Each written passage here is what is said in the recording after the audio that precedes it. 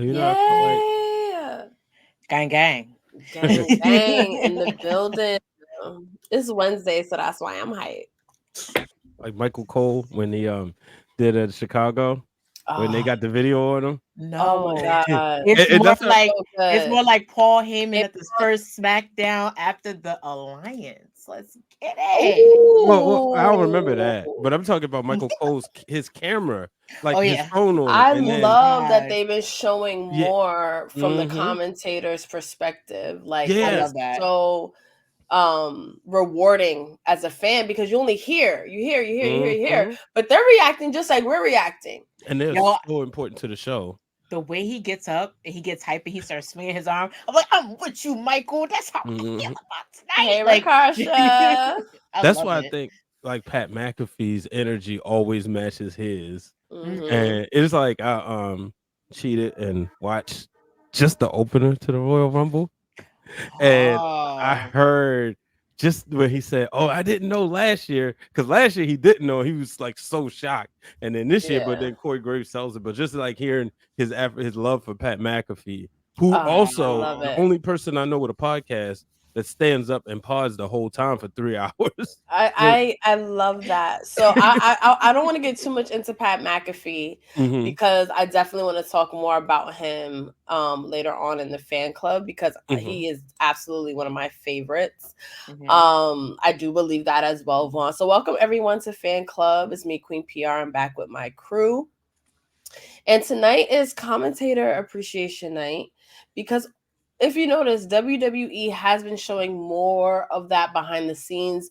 Samantha Irvin is getting more screen time. Usually, these are kind of just voices for the most part. You know, they do become celebrities, but you don't really get that, insider. But now that fans are a little bit more versed in the wrestling industry, we appreciate every aspect of it like a little bit more. So I think there's been a more of appreciation for commentators. It's not just JR and the King. Like there's a lot of people out there that are really good at it on the indie level as well. Shout out hmm, to women like Stephanie Hardy, Mhm. Janelle from HR, who have done color commentary before, and other women, I'm Emily. sure, Emily, that I Mhm. haven't mentioned because it's not easy. Veda No. Scott. It is absolutely not easy. It's No. one of those things that you just got to know how to do. And it makes the show.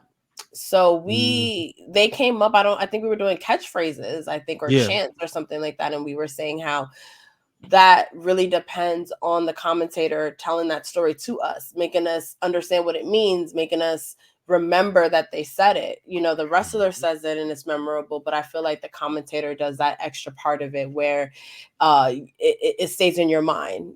A lot of iconic moments, you remember the commentary because they're the Right. ones also telling the story. Like, I mean, what would Vince and Stone Cold's beef be without JR's commentary? Like, Mhm. even I hate to say it, but like, even like Sable's rise is like a lot of the shit, like, that you remember. So, and again, the goats already in the chat.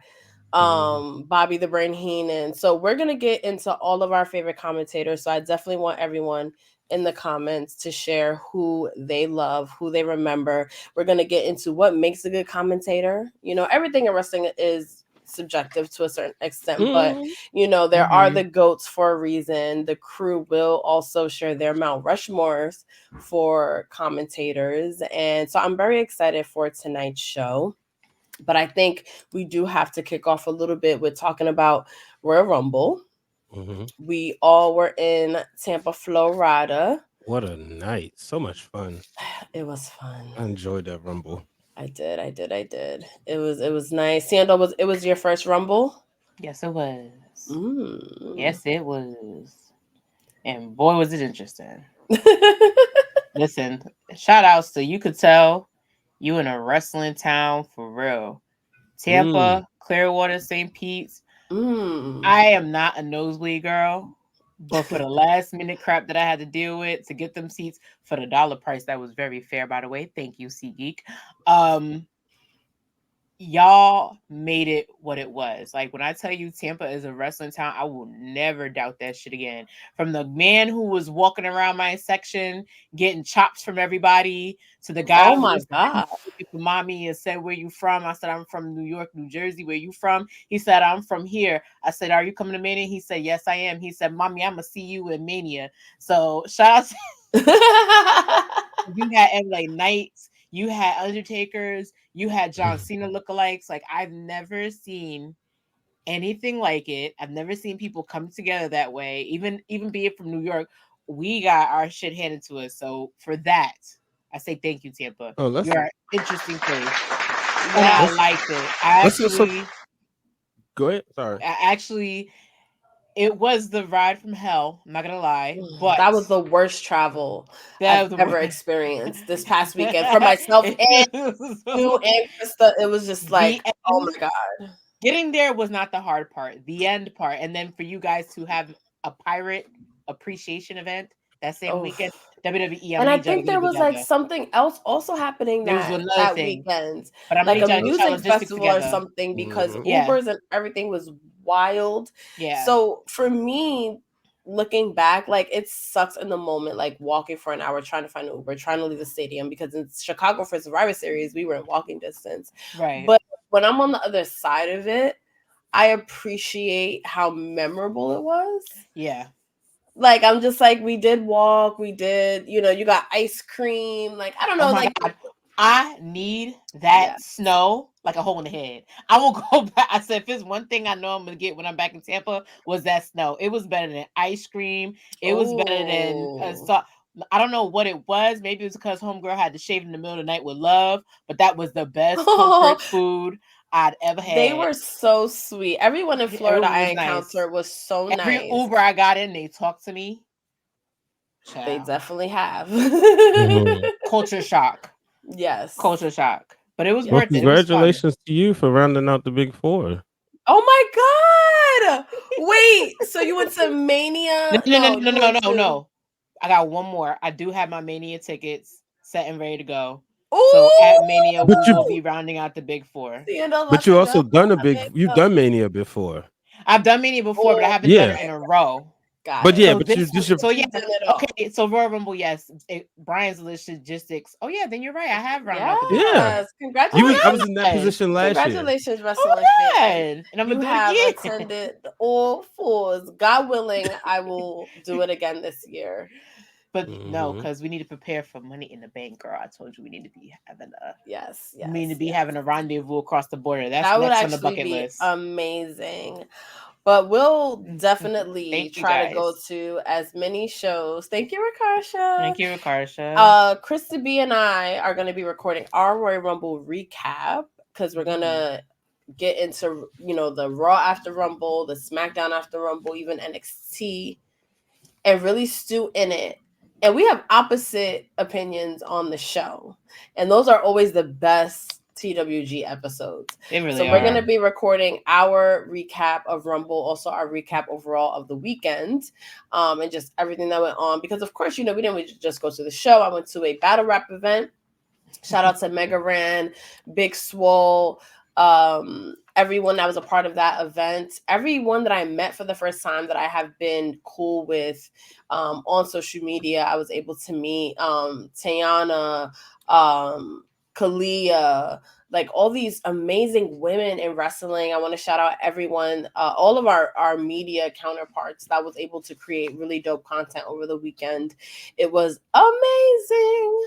So I'm going to bring the rest of the crew up. Justin is in the building. Gang.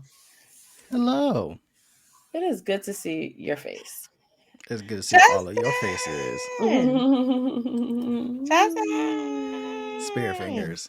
That was the only thing. That was the only regret I have for the whole weekend, because a bad bitch had to be a corporate baddie on a Friday, and it bees like corporate things. I couldn't go Friday, but I could see everybody was having fun, so that made me happy. Yes, it was good. It was another hopefully annual event that bridged hip hop and wrestling and brought Mania's all my gonna be friends together, crazy. really. So I'm all the way here for that. So shout out to everyone I was involved in that event, everyone I met, everyone I was able to key with. It was a good night overall. So yeah, stay tuned. Krista B and I will be filming our I just had the idea. I think I want us to live watch it, maybe on Twitch, to get our, because I love, now that I've gone to more live shows, like watching it on TV is literally a completely different experience because of what we're going to talk about tonight, and that's commentary. So I get to hear all the Royal Rumble calls from like, it's just going to be different, and I'm going to be able to see everything. So I don't know, I'm going to run that past Krista B, shout out to my sis, and see how she feels about that. We do have our interview up with Chrissy Love, so make sure you check that out on YouTube and all podcast platforms. We were able to finally have her on the show. She is connected to Krista B and I in so many different ways, and it all has to do with wrestling and just love and New York shit. Like, it's amazing. I got to kick it with her Saturday night, well, virtually, but we were doing the live watch along on True Hill Heat for the Royal Rumble. So she was a part of that, and I was like, gang, gang. So real quick, Justin, from 1 to 5, how would you rate the Royal Rumble this year? Oh Lord. So initially I was gonna give this a 3.5, but then again on Tuesday I got roasted for my takes for the women's rumble. Specifically, I thought the men's rumble was better than the women's rumble, and everybody jumped on my ass on Turnbuckle Talk to be like, absolutely the fuck not. What were you watching? And it's like, so I have homework between now and Sunday to go back and rewatch that women's Royal Rumble, because basically everyone's like, how dare you? And I was like, I didn't say it was. I didn't say. Yes, I'm shocked. I didn't say it was bad. I said something was missing, especially like in the middle, because it started out hot, it ended good, and then from 11 through 20, something was up. No, you know why it was that? Because you were missing your homegirl. That's why. Mercedes. You was missing your homegirl. Justin, did you work yourself into a shoot? It's called Mercedes syndrome. I was not expecting it whatsoever. The everlasting disappointment that Mercedes did not show up. I suffer from it as well. It's okay. It wasn't that. It wasn't that. It was something in ring that was like, this match isn't clicking like it normally does. Like, you know what I'm saying? Like when you go back and watch the 2018 Women's Rumble, it flows very smoothly. Even like 2020, it flows. But this one, to me, it felt off. But like I said, everybody and their mother came out and corrected me, like, you need to go back and watch this shit. Real quick. How dare you?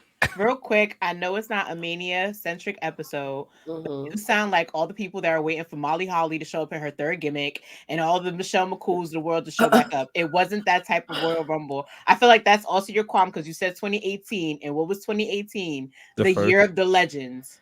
It's not the best Rumble of all time. With all due respect, do I need to keep repeating myself? It has nothing to do with Mercedes. It has nothing to do with. I'm not the person that's really like, I need like big, humongous superstar returns. It's more of the fluidity of the match. What I'm seeing in the ring when you add people in and this and that. Maybe it had something to do with you had all these women in there, but no one was really clearing house. So it was just the women in the ring not doing much and stuff like that. Like the returns is kind of like, it's dope if we get it. It's dope that we don't get it. I've also said like the roster is so deeply stacked on the main roster and NXT, you kind of do not need the legends. And again, I wasn't expecting Mercedes at all. I expected Naomi. I rolled the dice and expected Jade. I did not expect Jordan whatsoever. But Mercedes is like, I know my girl. You have to wait until she pops up. None of these little clues that she'll throw out. She likes trolling just as much as anyone else. You got to wait till she shows up. So it wasn't that. Let me just say this. I respect y'all. Y'all know that. I think everybody overbooks the Royal Rumble. And every time I watch people, I think so it's too. Literally a battle royal. It's supposed to be chaos. It don't have to, like Justin, you said flow. It don't have to do that. It's just literally people. I'm not getting looking in the for ring. We don't want peace. We want madness. It's just people. Yeah, it's just in the ring. You know, you're going to have some spots. You're going to have some Diesel spots. In this case, the Nia Jax spots. But I don't need. If I don't get that, I'm fine. I think just sitting there it was the constant who's next. That's what it is for me. So like, and it's easier to watch a WrestleMania in retrospect for me than a Royal Rumble. Like I can't always go back and watch old Royal Rumble. Sometimes, and most of the time it's either beginning, certain point, and the end. But in the moment, I'm always just sitting there at the edge of my seat until 30 because it's always the anticipation Right. who's next, But and that's what I said. I just think a lot of times we may just overthink it a little bit. That's all. I was joking about the Mercedes thing, but I agree with all of you. And Justin, you make me even just want to watch the Rumble now for the first time on TV even more. So I'm hoping that Krista B wants to rewatch it with me live so we can really get our reactions. Yeah, I think so too. I may have to jump on that because I'll also be fair. When we do our watch alongs, especially when I hop on Trail Heat, I do not have the volume on whatsoever because I pay attention to what's on the screen and what we're doing, but also not to violate YouTube. So I don't listen with commentary whatsoever. So that's also, and it's perfectly put to what we're doing tonight because you need commentary to help tell that story. And if you kind of take commentary out, and if you're not live watching it, it hits so different. Right. Yeah, I think we did a watch along before Royal Rumble a long time ago, P. I think it was me. Yeah, you. I used to watch the 2018 Women's Royal Rumble every year. Do a watch along because that is fun. I did not watch it this year. This is the first time in Rumble season that I did not rewatch it. I just realized. I think I'm so comfortable with this Rumble is because I've said in the past, like I've been waiting for this moment to where you can finally take women from all three brands and throw in like one or two or three surprises in there, and it's not full of like legends and people who've never done it before. Like as much as a hole in the head, I wanted my girl Ada to show up. Like I wanted her to come. See, she couldn't make it to the party. You got on me for Mercedes. She didn't. No, but she could. I also when I got there, I was like, if she can't make it to the party, it's fine. Like, I'm okay with that. But for me to see Jordan Grace, I was like, that was for, I think, in some weird cosmic way in my mind when I saw Naomi and I saw Jordan, I said, oh, Naomi must have played a part in that. And also the reaction from Mickie James with her having that tie on her waist. Yeah. This is them finally. And then I was like, oh my God, they're finally breaking their forbidden door. Like the Japan, like the all Japan wrestling thing was one thing, but for them to have Jordan there, another TNA talent there, and have a lot of moments, right, and a lot more surprises. Like I was so happy to see. I was so happy to see that great Jade Cargill finally debuted. But I was also excited to see Liv. Like she'd been injured, and then people were like, "We don't know if she's gonna come back." I was a little like, it was good. I wouldn't say disappointed, but I was like, "Oh, Liv!" Like now in hindsight, like it totally makes sense that she was like where she is. Yeah. I don't want to get too much into Rumble recap, but we will definitely reconvene on it because we all need to kind of give it like a rewatch. And I do like that the surprises were more women that actually could potentially compete for the title in WrestleMania. Because I think like with Royal Rumble, it's like, okay, legends are fun, but like we all know, you know what I mean? Like Molly Holly ain't about to win a Royal Rumble. So at some point it is good that all the surprises were contenders, like a Jade Cargill who was in the final, like all that. So all that being said,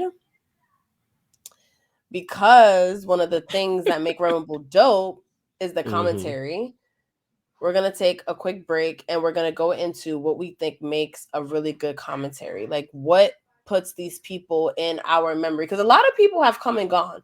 Like when you really look about all the people who've done commentary on Raw, SmackDown, like somebody just got clipped a couple weeks ago.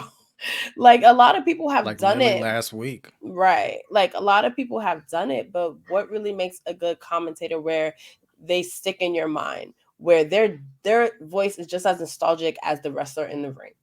So we'll take a quick break and we will get into all of it. Hey, what's up, y'all? It's your girl, CRISTA B, one half of those wrestling girls, and we hope that you're enjoying this current episode that we have for you. You know I had to come in here and interject and plug ourselves real quick. We want to tell you about our merch exclusively on foryourwear.com. That's right, For Your Wear has all of those wrestling girls merch that you want and need, not only for yourself, but for your friends, your family, and your loved ones. We have t-shirts, we have hoodies, we have tank tops. So please go over to foryourwear.com to make sure you get those exclusive merch, those exclusive deals, and tell them that TWG sent you.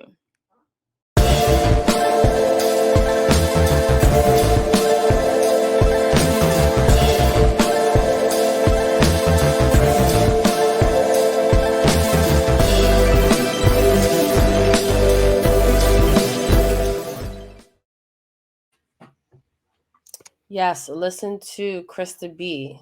Go to foryourrare.com, buy some merch. Whether it's TWG, the wrestling club, breaking through glass ceilings. Yo, you was rocking a purple joint in Florida.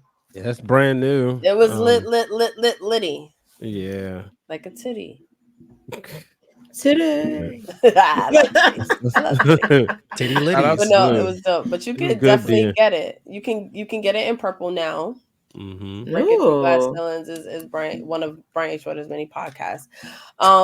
But let's stick with you, Brian, because you were very passionate about this show. You was able to list a lot of different types of commentators, you know, everything that I showed you last week.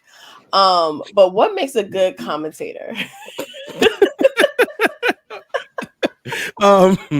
So You look at Justin's face. I was like, did we miss the chat? What the hell? I Sorry. missed something. Goddamn. so growing up, I was always always had a passion for the way matches was called, right? Gorilla Monsoon, a voice of my childhood, like him, just the way he would, like, his voice was so distinct, right?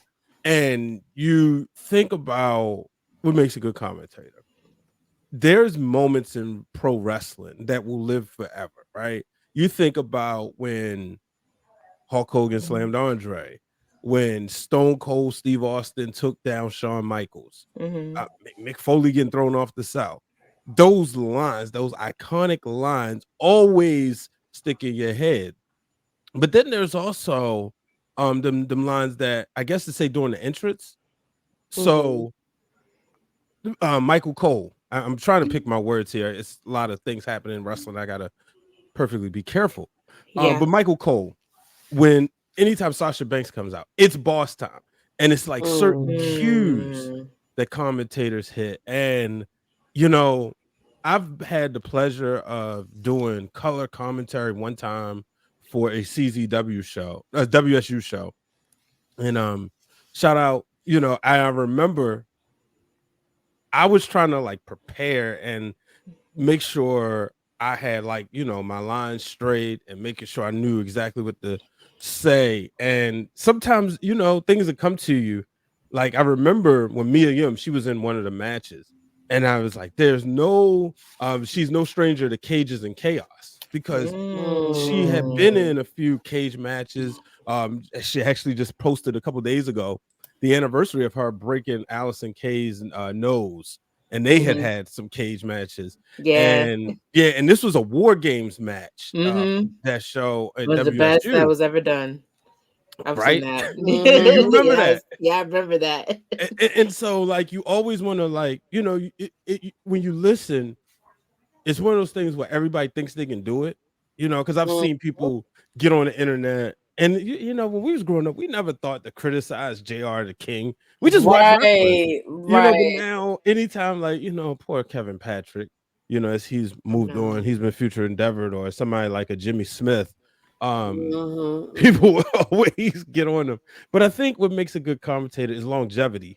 To be able to do this, to be able to tell a story no matter what the TV rating is. Like, can you go out there, relay the story, sit down and paint a picture where if I'm sitting here doing homework, I know exactly what the story of the match is, where it's going. And so that's what I think makes a great color, make a great commentator. And that's the reason why, like I said, like, I wanted to celebrate the play-by-play people and the color people, because they work hand in hand, you know. And and we gonna, you know, we'll get into some, but you know, I definitely want to shout out Caprice Coleman and Gerard Barner. Those you know, two black commentators in the independents right now. Caprice Coleman did some work with Ring of Honor a lot, and Gerard, I would definitely love to see him in WWE or AEW. Oh God, he would kill in WWE. Absolutely. You know, you see his content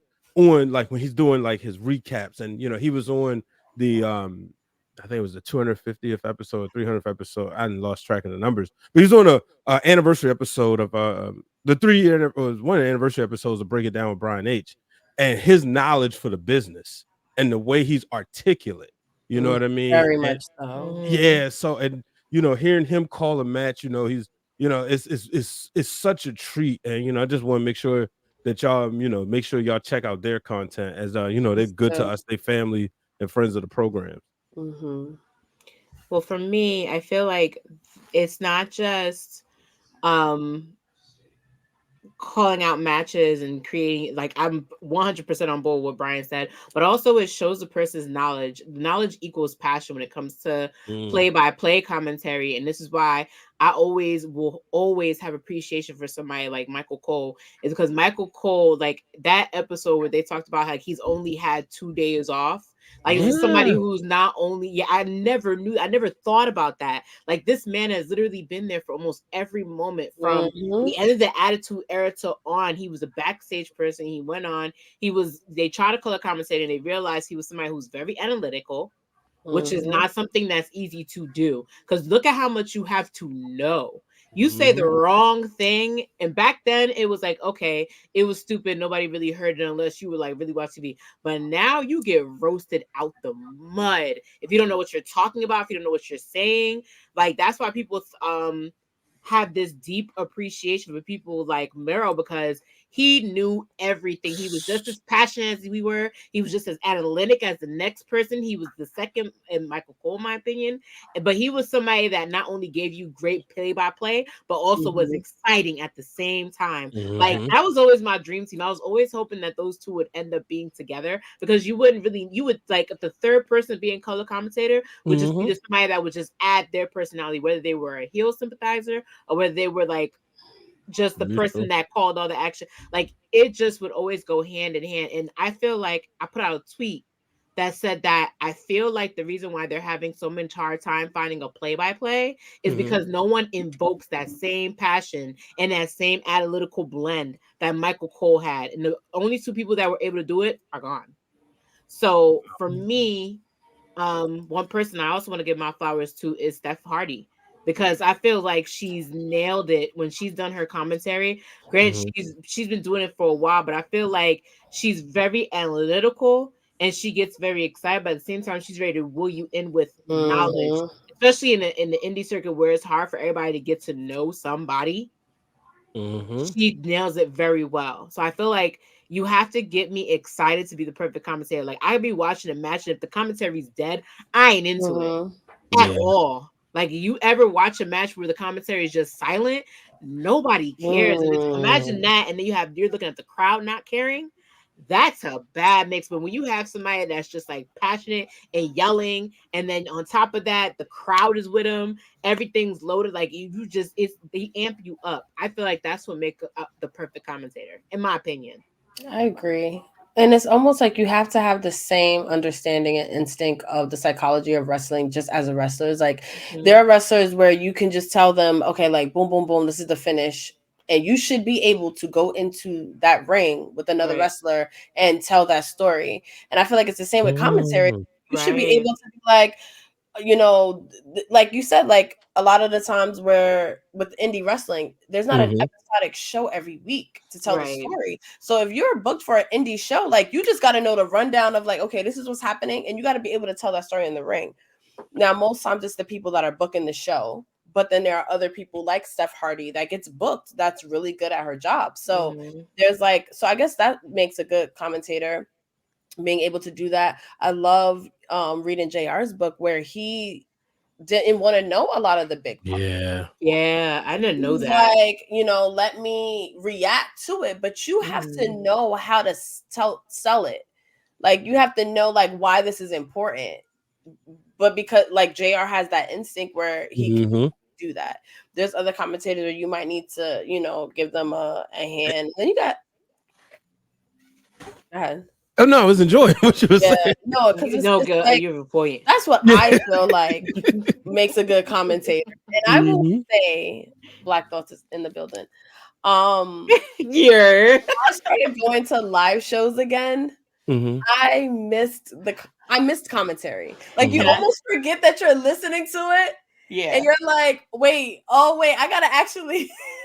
So you want to hear something funny? Did anybody here had the device in 2012, 13 when WWE was doing the thing with like watches, like it was like a headphone transmitter. I saw that, but I Yo, never wonder got if he to tried experience that. everything. Yeah, if anybody in the club had that, let me know. I went to a couple of shows, but I was like, I want to enjoy it. I'll go back and watch it Right. later. But they had like a little transmitter that you could like wear during the show, so you could hear the commentary. Yeah. And clearly, you know, it didn't even last a year. But I'm wondering if anybody here had it. So funny story. Mm-hmm. So with Deadline and me having my first floor experience, I'm not gonna cap it. It was hard as hell. Because first of all, if you weren't like a tall 6-foot Omos I giant, hate floor you seats. couldn't see shit. So the couple next to us, I guess they were on a date, or I guess the guy like brought his girlfriend. Like the girlfriend was like, I can't see, I don't understand what's going on. So like maybe after Dragon Lee had won the championship, all I see is this girl's cell phone in her hand. I said, you know what? I'm about to do the same shit because I don't know. And then Keith puts it on because he's just like, it's not the same without commentary. And that's what I mean. Because me and him were Hey, both consistently Andre. watching NXT. And let me tell you, I don't know whether they thought Wade Barrett need to be on a higher level, and they're like, all right, well, we need another high person, Booker T, to be like not a heel sympathizer, because Wade Barrett is a very big heel sympathizing color commentator, and Vic is very good at play-by-play. So when they brought in Booker T, and you already see the impact of Booker T, like whoop that trick wouldn't be whoop that trick without Booker. Like, but he's also a heel sympathizer, so where he was like being over Mandy Rose before she left. He was like, you know, Roxanne's a little crazy, and Roxanne's a face who's losing her mind. But He he'll be was like, the biggest New Day like hater. child, The biggest makes no sense. the biggest. But he was just not a face person, but it was perfect because Vic was also trying, like at NXT, he's trying to get his like color comments, play-by-play up, and lately it's improved. But people were like, I'm gonna watch it on Peacock because it's not the same without them. Like their table had broken, and I literally stood up so I can hear them because I'm like, all right, this is the only itch I'm gonna get to actually hear Vic's voice. And Vic is so nice. Like he came out to the crowd, he was high-fiving people. He's the sweetest person in the world. But like, I realized like I need to hear them. Like it doesn't sound great without them, and that's the impact. Now, was that because you really needed the commentary to help tell the story, or because you were on the floor and it was hard to see the action? No. There were moments. Listen, like if you're sitting in the hundreds and you're elevated and you can actually see the ring, would you still do the same thing? Yeah, because I can't see shit. I'm short. But secondly, on top of that, you had moments that were kind of dead in the arena. So you have moments that were dead in the arena. So I want to know how they managed to finesse that to make it exciting. So when I went home and watched it, like that spot with Lash Legend and she was a powerbomb, I guess all 5 of them, it didn't happen. So when it didn't happen, a lot of people just went dead. People were like, oh, some people were ignorant, were booing. But then when I go home and I listened to the commentary, Vic made it sound like she did the most badass thing in the world. And I'm like, see, that's what I mean. They can also cover up botches because they absolutely. Look like they went for a sunset flip like, there. They didn't get all of it. Because that's the one. They didn't get all of it. Botch. There was another botch in that women's in that deadline match with Tiffany and Fallon, because Fallon had hesitated. From where I could see, she hesitated to jump off the box or be pushed off the box. They had some type of communication where Tiffany was like, do I push you now? Like what? And Vic and Booker were able to make it seem like Fallon was hesitant to get out the box, and Tiff just pushed her. That's just magic. Explains. Yep. It like kind of explains like what you're watching for sure. Right. That's the magic. It's just so funny that you talked about earlier, P. People who, you know, like JR didn't like knowing. Sorry. But like when I read Bobby the Brain Heenan's book, he would get mad because he wanted to know everything. Right. So he could really sell it. And Bischoff didn't want to. He was like, no, I wanted him surprised. You know, and it's just didn't really read any material either.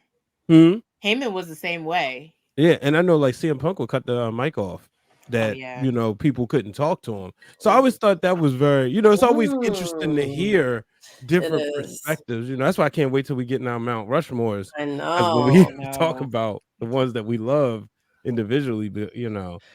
See now, Wealth Warriors comment. That's what I do. I'm more like, as much as I love commentary, when I'm live watching, I pay the fuck attention to what's going on in the ring Why because you it's be like so aggressive? because sorry, it's the Like, post when I be workout is watching. the post workout is kicking in, and your Love boy. that. yeah, Love Anyways, it. Yeah, Love that it. C4, Yes, I didn't know you? that. SC4. let me tell you something, brother. But now it's like I love commentary, but like when I'm live, I want to pay attention to what's going on in the ring. That way, when I go back and watch it with the commentary, it puts the correlation together. Now, then again, I'm rarely on the floor, so I'm never like, okay, I can't really see. I really need to put it on Peacock so I can follow on what's going on because I don't got the viewpoint. But it's interesting. That's why I made that face, because like I've never really had it where it's like I really need to have the phone here. That way I put two and two together, and I actually need the commentary to go with this. It's based on how I'm feeling about the match. Like when you have to understand when a match is dead, who's paying attention? So my thing is when I need to hear what's going on, I will put it like I've put it on. Like remember, like it took pulling teeth not to sit up in that box at the press at SummerSlam when that stupid ass MMA fight match was going on. Oh Because my god! and then I still haven't went back. rewatched that shit. I rewatched it on the airplane because I downloaded it and I was like, yo, I give full credit to Michael Cole and Graves because they made that shit sound so technical. That shit was boring. They That was shit really was trying. boring. I give it to them. It was boring. I mean, babe. they I gave them never- what was it, UFC rules, so you kind of handicap the fuck out of them. They What they tried can and Right, can't like do what in are the they ring. gonna do? That's the point. They tried to of, like, explain it, and I'm still looking at it. I'm like, yo, I feel the same way I felt about when we was watching it up there. This shit is ass. I never So, I felt still give the them crowd credit. die like that. Yeah. Yo, In it my was dead entire- like, silent. I have gone to a lot of shows. I have never felt, mind you, we weren't even in the crowd, and I still felt the crowd die. So It was imagine if dead. we were in the crowd. Yo. Nah, but would've- Seindole just gave me a good idea because I never thought to do that until you were just explaining. I'm like, But isn't there a no for delay? later. Yeah, that's why they still tell There is you a not to delay. record. There's a big delay. Because Yeah. it's funny because somebody had gotten kicked out because they have recorded the end of that Dragon Lee and Rey Mysterio match Oh, and they they put it on tell Instagram. you. So security, the guy was, they walk around, the guy was like this and was like, you can come with me, and had 3 other security guards because I guess he was trying to live stream on TikTok. And they tell you they still don't want you to do that. And Definitely Nesto brought up a good point. He was like, why are they I was like, it's on a 5-minute delay. So we know the ending before Peacock does. He was like, I never knew that. I was like, yeah. And think of it for like an event like Rumble, for example, where like people actually bet on, like Rumble and WrestleMania are like the 2 biggest events in WWE that people actually put money on and bet. So imagine if some shit like that gets spoiled 5 minutes ahead of time, and where you know the finish, and now it's like, fuck, man, I actually have money on this shit. You know what I mean? Like, and with DraftKings wanting you to like know the finishes and who gets to live, like I looked at that Royal Rumble bet shit. I was like, I would lose all my money because half these questions I wouldn't even know how to answer. I'm a wrestling fan. Because the thing with betting is it has to legally, it has to be something that no man can determine. Right. That's why, like, you can say, because you can write a match and you can almost write a match, or you could change it like a match to say 3 pinfalls or 3 false finishes and stuff like that. Right. No, you can't. That's why it can't be a straight up win or loss because somebody writes that. It's got to be prop bets. Yeah. Spoiler alert. Yeah. No, that makes a lot of sense. But no, you all honestly gave really good insights on it because for me, a lot of the time it was just nostalgic. It was more just like when I hear JR's voice, it just like, not so much now, unfortunately, but like before, like it would just bring this like comfort feeling. Cause now, like, you made me and you commentator appreciation night. So I'm not gonna. I would say this. I feel like did a match on Raw or SmackDown. Him and the King, just a match. Let's say who's left, like Randy Orton versus John Cena. Someone that, oh my God, stop! It would give you that feeling. It would totally give you that feeling. It would totally give you that feeling. I say you were in the same boat because I was so at the first WrestleMania. the way my face lit up like a Christmas tree when I saw they brought him back to commentate that match between. Well, it wasn't New York. It was the year before when they had brought him back I out was to there. when they brought him out to commentate the Hell in the Cell. I actually popped. I was like, "Oh my god!" I was like, "As soon as you hear that, Hawkeye, as long as you hear that, And like the he gets crazy so thing into, is, I was like, "Yay!" Like everybody that's how I popped, feel about even though him. we wasn't gonna be able to hear him. Like, but Right. it was because you It was, knew you the knew whole what thing kind was of importance end was. of an era. That was the Right. the story for that match. And so when Yeah. JR came out there, it's like, oh, that's another secret sauce to it. Right. By God.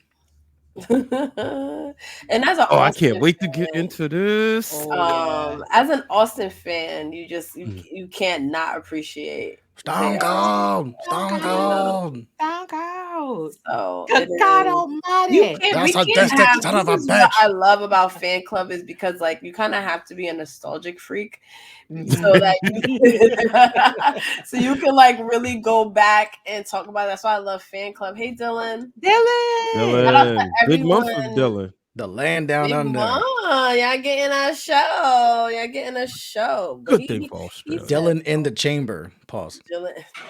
Hey, There was a lot of pausing here, sir.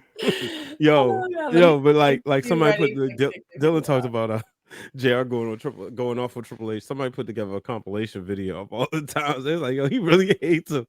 Damn you, Triple H, you son of a bitch. Oh yeah, you sick Will son of a have you bitch. thinking people are despicable. Yes. My favorite thing was good God Almighty. Like he used to sound. You know what it was. You know what That it city gave me. killed him. He was a cross between a football coach and a Ooh. Sunday That's a very sweating accurate way deacon. to describe Like it. a sweaty You really Sunday know who person that JR be is. into the sermon. Like that's what Mhm. he always gave me, but he ain't sweat. So I used to love that. I used to love Me too. that. Me too. Him and Bobby Heenan, both of them used to give me those vibes. Like loud preacher man. You know who it reminds me of? What's the first ever superstar Billy Graham? Well, Billy just yeah, that's what they gave me, and that's what I loved about it. That's probably why I was just like, go ahead, flex that. Let them know, man. I Let them know, know. white people. Love Like it. even though we put him in a box, I think past everything, giving even Mr. McMahon commentary wise, Mr. Redacted. Mr. Redacted, he was very good at play-by-play. So it's just people because they knew the business. Like the reason why, and that's why I say the reason why maybe some of these guys don't last is because they're only going by a format that Their was agents hook them up. Let's be called for what it is. You need a job, but go do this WWE thing, and then try and flow into it. But you can't flow into something you're not passionate about. Yeah, Michael Cole is passionate about it. Right. Like the reason why you hear Michael Cole. And I think that's why him and John Cena always say they're really close. If it had not been for Michael Cole boosting John Cena, the way that we have boosted John Cena into the You Can't See Me, Chain Gang, all that, it was Michael Cole who boosted John Cena. 5 knuckle shuffle. John Cena. Like if it wasn't for Michael Cole, would you really give a fuck about John Cena? From home. Right. To be like the amp of him, part of it is because of my Cole. Part of it is. So, how do you guys feel about us getting into our Mount Rushmores? Let's do it. So we can kind of get into everyone. So raise your hand. So everyone in the fan club right now, who is on your commentator Mount Rushmore? And raise your hand if JR is on there. Okay. I did a whole report on him in college. Right. So I have one separate, so I don't. Okay. I think. Okay. The dissertation duos over here.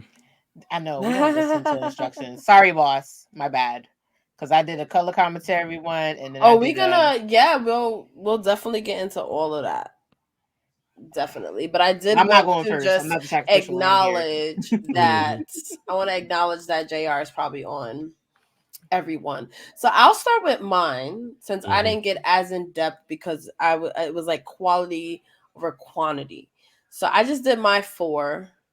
Mm-hmm. So my first is, as I said, JR, very nostalgic for me. His voice is very much my childhood. And again, like I said, as a Stone Cold fan. And I think because of his passion for the business, and like I said, he has that instinct where he didn't need to know what was happening and he knew how to sell it to us. And that's what was very much captivating. Like Monday Night Wars, switching channels, what kept you invested? And commentary was probably the biggest factor in that. So shout out to JR for that. So my second is Corey Graves. And that is for a very like personal reason, which is another reason why I love wrestling. So he went through this heel phase, and I would say like maybe I might have my years off, but let's say from like 2016 to like 2019, where he was just like when I say heel sympathizer, he was the biggest heel sympathizer that you can imagine, but he was also clever and funny. And because he was a little bit closer to our age, he would reference things that I would be like, oh, wait, did he just mention that? Like, that's pop culture, like mainstream shit, number one. And number two, he's a wrestler. He used to be a wrestler, I guess. And he stumbled into this role because he was in NXT, but he got injured and he wasn't able to wrestle anymore. So then he started doing commentary. And I think he is way more successful in being a commentator than he ever would have been as a wrestler. And he's, you know, quote unquote unique. You know, you go from like kind of like old white men, and then Corey Graves is kind of like, you know, kind of quote unquote edgy, you know. So it was nice. And it's also a connection to my dad because we would literally text each other like, yo, did you hear what Corey Graves said? Did you hear that? Did you hear that? Like, that's how much we enjoyed it. And he had this hate for Sasha Banks. And he would say the funniest shit about her. Like, it used to be so good. Like when she debuted and attacked Natty and she had the wig, because he would always say like, oh, just wait, she's gonna that attention, she's always seeking attention, she's gonna turn on everyone. No, he used to go in on Sasha. And I love Sasha, but it just was so entertaining. And I loved it. And it would be jokes that like I would miss or my dad would miss. And he would be like, yo, did you hear that? And I'd be like, oh shit, that was not funny. So I love, he was super entertaining and funny. And so I really enjoy him. I'm glad that he's still doing it. Michael Cole, we kind of just touched on. Someone that is so good at their job that you almost take them for granted. Like his longevity has been insane. He has been able to call like how JR is our kind of nostalgia, you know, for the John Cena fans, like you mentioned, Seindole, like Michael Cole's voice is that for them. And because he's been around, like I remember when Michael Cole was like they were mentioning how he got hazed and was like in all these, you know, interesting things when he was a backstage commentator. But he's still here and he's one of the best. He's everyone's kind of mentor. I love that. And I love that we get to see more of his reactions from his perspective, because you can really see like he's just like us. He's a fan, but he also understands the WWE machine. So he knows what needs to be said. And I appreciate that. So I want to give Michael Cole his flowers because he's the type of person that would like retire and be like, oh shit, I miss Michael Cole. So I want to make sure I appreciate it, give him his flowers. You could put anyone with him and he'll make it work. Now, Mauro Ranallo, I wasn't familiar with until unfortunately he left NXT. And then I started rewatching a lot of things and just hearing his passion for everything and the way he also like the pop culture references. Like he would make like hip hop references and like reality TV references. Like, and I'm like, wait, how? Like you like, you know, like his passion for it, you can like feel it through the screen. And I, you know, as someone who was just getting back into wrestling, his energy was very infectious. And it's unfortunate that I didn't get to. And then he came back for a little while. Yeah. And then I was like, yes. So that was cool. That's when I noticed the references and shit like that. And I was like, oh, okay. And then he ended up leaving. And then everything he stood for as well. I watched his documentary on, I want to say Showtime, and he's an advocate for mental health. And, you know, his story is amazing. So if you haven't watched it, I think it's called Rock and Rolla, something like that. But look up his documentary. It's really, really, really good. He's great. I would love if he came back. My honorable mentions. Really quick, he's not an honorable mention, but I just find him so funny, and that's Booker T. He is so comical to me. Like, he doesn't mean to be funny, but like all his ad libs and everything, like, is so like, I feel like if I was ever around Booker T, like I would just laugh at everything he said because he's so animated and like unique in his like delivery and stuff. So my other honorable mentions would be Beth Phoenix. I think she is very underrated as a commentator, especially on NXT, because of a lot of the reasons why Corey Graves is a good commentator, where it's like she's a wrestler. So she knows, she came up in the developmental, the developmental of the all of the developmental of WWE. Beth Phoenix went through all that shit. So she understands what NXT means in the course of someone's career. So she knows how to tell the story of someone who is just starting out, who's just, telling their story, that's hungry, that she knows how to tell that story. And you can hear the passion, especially when she talks about the women, and she's knowledgeable, obviously, and she understands in-ring psychology. So I think she's 100% underrated. I love the times that we were able to see her like on the main roster shows and stuff like that. I wish she would come back as a commentator sometimes, especially like with this new era. I think she would do phenomenal. So, and also her blazers, every week she would have a new blazer on, and that I was like on blazer watch because I'm like, oh my god, those prints, Beth, you killing it. So, and then my other honorable mention is Samoa Joe, because he was surprisingly really good at it, and I enjoyed listening to him, and I'm just a Samoa Joe fan in general.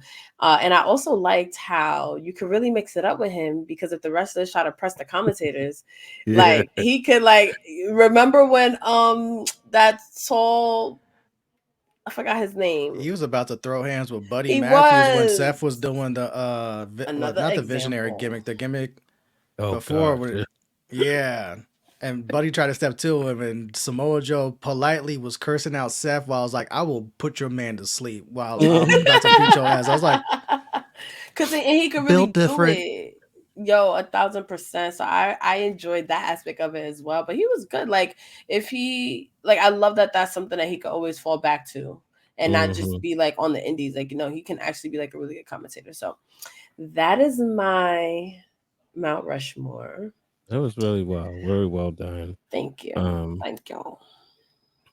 Oh, I'll the go. comments are hot with stuff. But yeah, shout out to Mara Ronaldo. But go ahead, Brian. What is your So I'm gonna start with play-by-play, just because like that's where Michael Cole, everything you said, Jim Ross, obviously childhood, but Gorilla Monsoon, and you brought up Blazers, and my first thought was, when I was putting this together, I was like, oh, you would have loved Gorilla Monsoon because of your love for Blazers. You brought up with Beth Phoenix, because he always had one, and Gorilla Monsoon is one of them people who would just, because he was also a wrestler.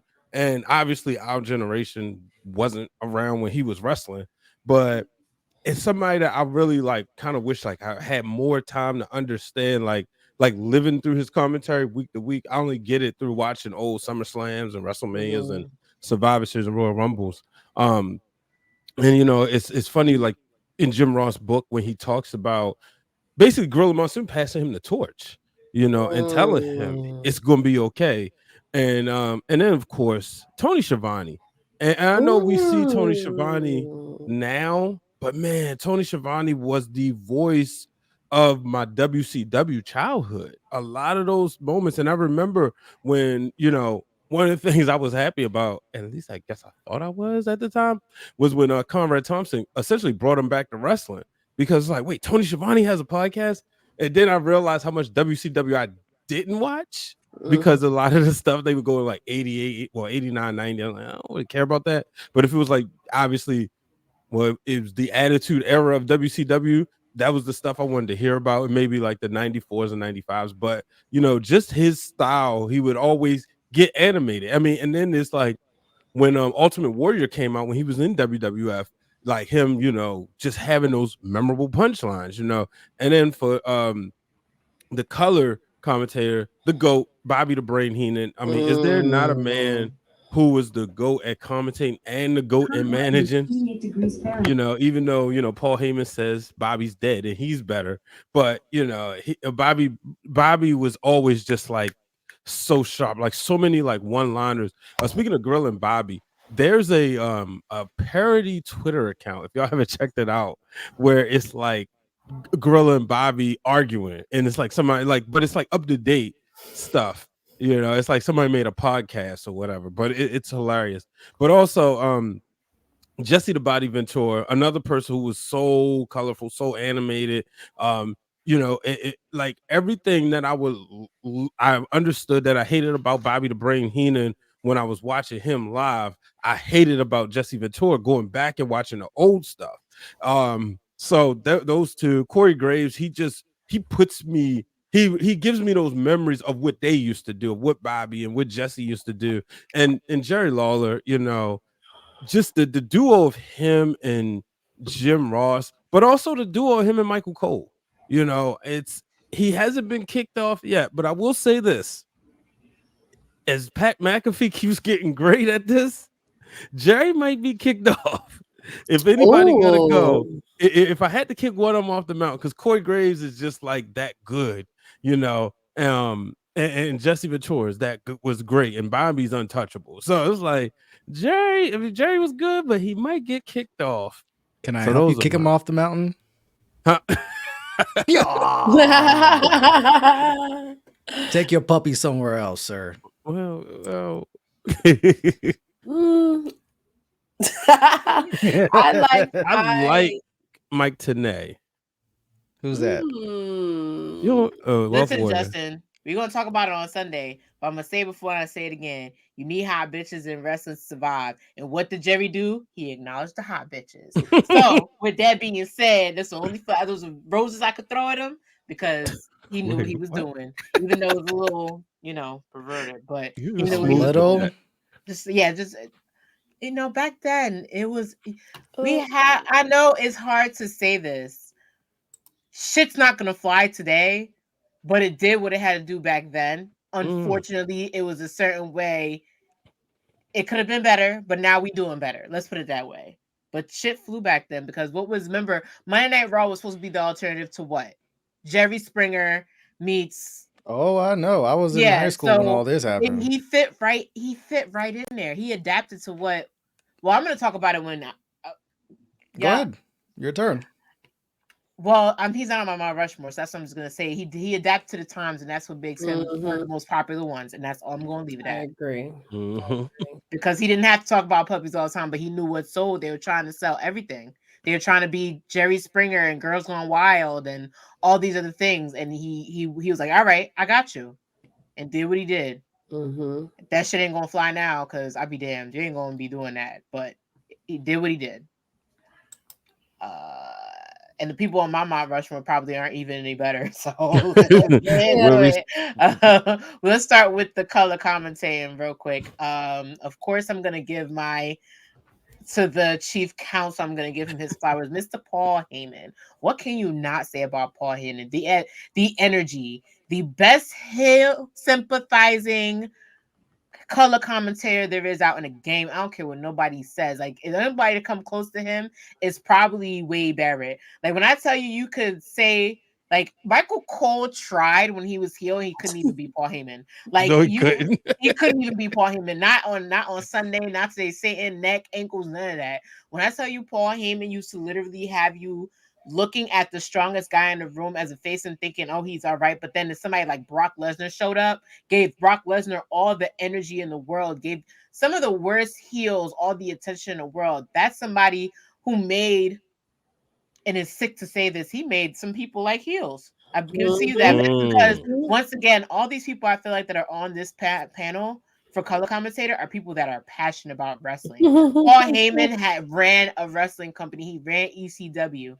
And when it came to, okay, now I'm going to make these WWE stars look just as good as my guys did, I'm going to do that. So he did that. He wasn't played by play. He was more like the secondary to JR at some point. And it ended with controversy. But again, it's Paul Heyman. What do you expect?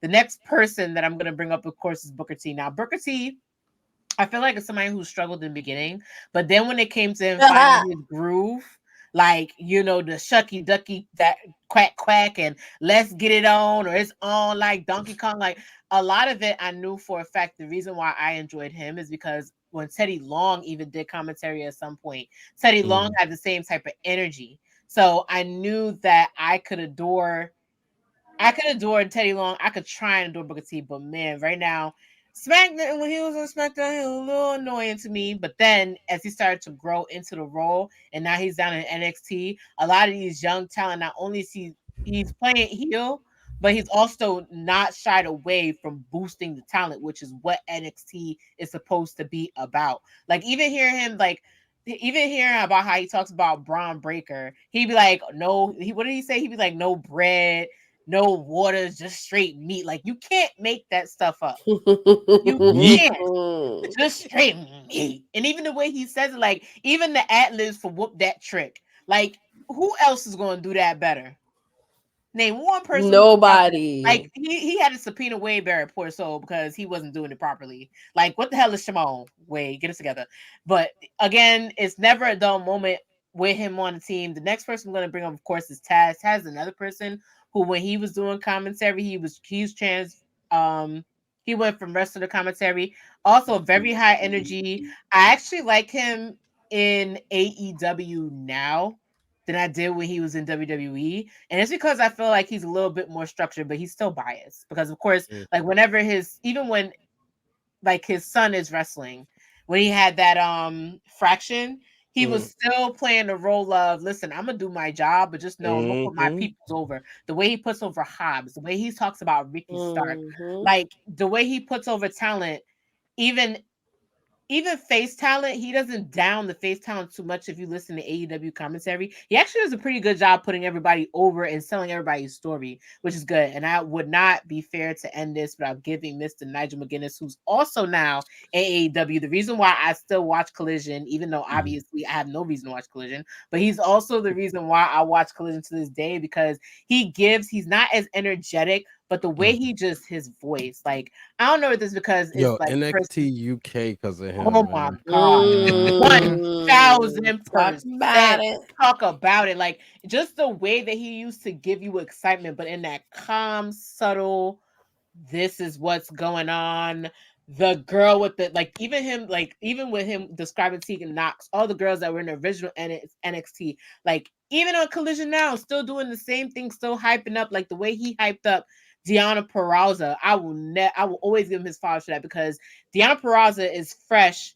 Even though she's good in wrestling to the brand, she's still a lot of fresh in a lot of people's eyes in AEW. And his play-by-play commentary of that match, of Queen Amita's match on AEW Collision this past 2 weeks, great.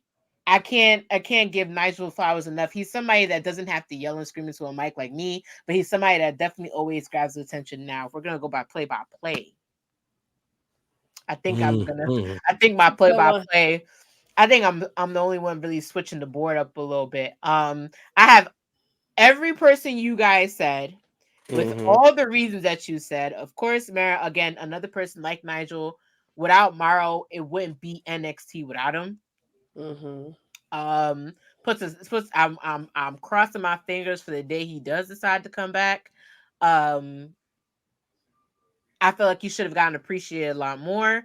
That's near there, but we never say never in wrestling, to be quite honest. Now, the reason why I have Joey Styles up here, I was interested in this. I feel like Joey Styles is the original bad boy of commentary. Like, I feel like he's the Denzel Washington in Training Day of commentary. Like, he's literally been everywhere. Like, think about it. Like, he started at MLW when it just started kicking off. He was in NAWA, which, if you guys all know your history, what is it now? It is NWA, baby. He was also but his most influential role is, of course, being in an ECW original. Like, ECW back then, I don't even think it was really commentary. I think it was just inspiring people kicking the shit out of each other. But he managed to do it with a little bit of structure.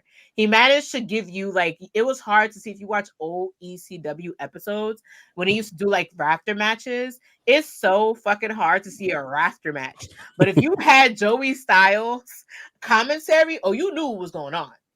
Like you knew play by play. Like the spot with Joe with New Jack throwing homeboy off the table, and I watched that, and I'm hearing Joey talk about it. I'm like, wait, I didn't know somebody got tased.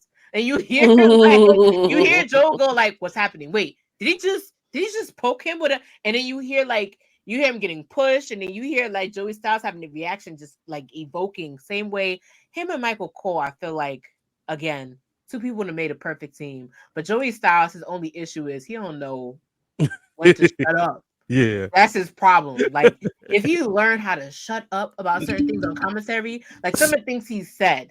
Seindole, remember when Mike Awesome did that spot?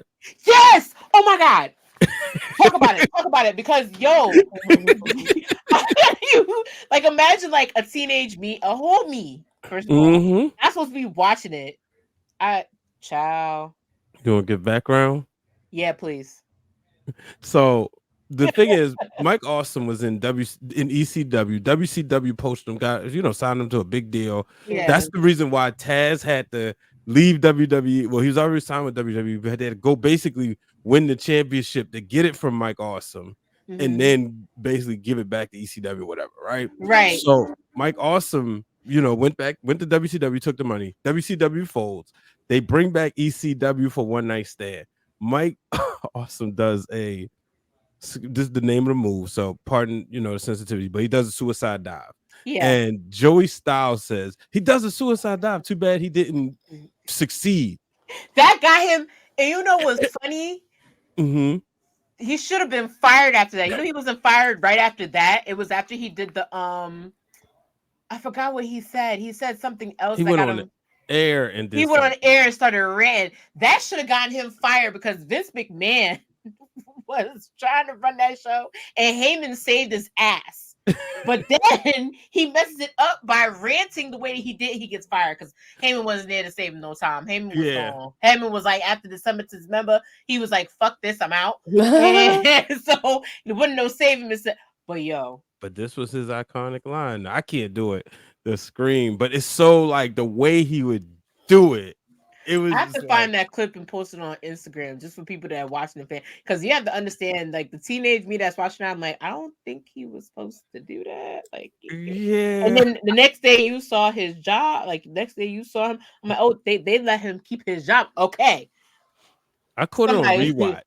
I didn't catch it the first. I was like, oh, okay. You're like that. I think even whoever was with him, I said, well, wow, you still mad at him. Mind you, this is 6 years later.